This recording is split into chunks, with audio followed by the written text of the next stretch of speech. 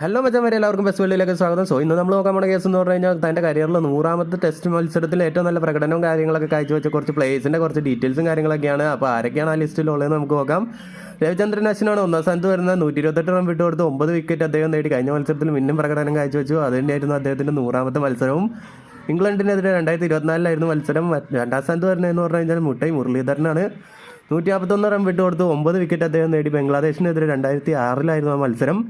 മൂന്നാം സ്ഥാനത്ത് Australian spinner ഷെയ്മാണ്. 231 run വിട്ടുകൊടുത്ത് 8 wicket അദ്ദേഹം നേടി. ഓപ്പോസിറ്റ് ടീമായി വന്നത് സൗത്ത് ആഫ്രിക്ക ആയിരുന്നു 2002. പിന്നെയുള്ള പൊസിഷനിൽ വന്നതെന്ന് പറഞ്ഞു കഴിഞ്ഞാൽ കപിൽ ദേവാണ്. 151 റൺ വിട്ടുകൊടുത്ത് 7 വിക്കറ്റ് അദ്ദേഹം നേടി. 1989 പാകിസ്ഥാനെതിരെയായിരുന്നു ആ മത്സരം.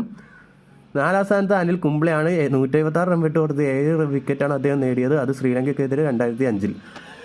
ഇത്രയാണ് നിലവിൽ ടോപ്പ് 5 തന്നെ. ഇന്നത്തെ വീഡിയോ ഇത്രേ ഉള്ളൂ.